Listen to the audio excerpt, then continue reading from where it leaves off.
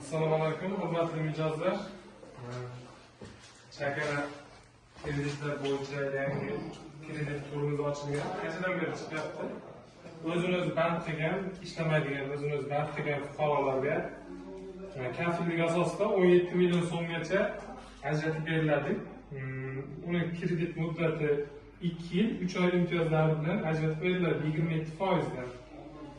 Kartın kredit maqsadi bu bir nechta yo'nalishlari bor. Dehqon bozorlarida qishloq xo'jaligi mahsulotlari sotish, tikish bichish ishlarini yo'lga qo'yish, novvoychilik, yana video, foto, surat olish xizmatlarini yo'lga qo'yish va yana bir qancha yo'nalishlari bor.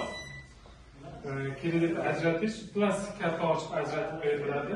Keyin bunda faqat bitta tarafi hamma mahallalarga emas, Xalq bankiga biriktirilgan mahallalar bor. O'sha mahalla fuqarolarga ajratiladi. Bu mahallalarga tog'or mahallalardan Navon, Qorabdoliqqa, Yassikechuv, Ilonlik, Aracha mahallasi. Bu yoqdan Istiqlol bilan uchma mahallalarga fuqarolarga ajratib bera olamiz. Agar mustaqillik boshqa bankka biriktirilgan qo'shimcha savollar bo'lsa, yana tushunmagan joylarga pasport esa plastik aktivlardan so'rashmi? bo'lmasa, e'tiborlaringiz uchun rahmat. Qiziqish bo'lsa, kelaverasizlar.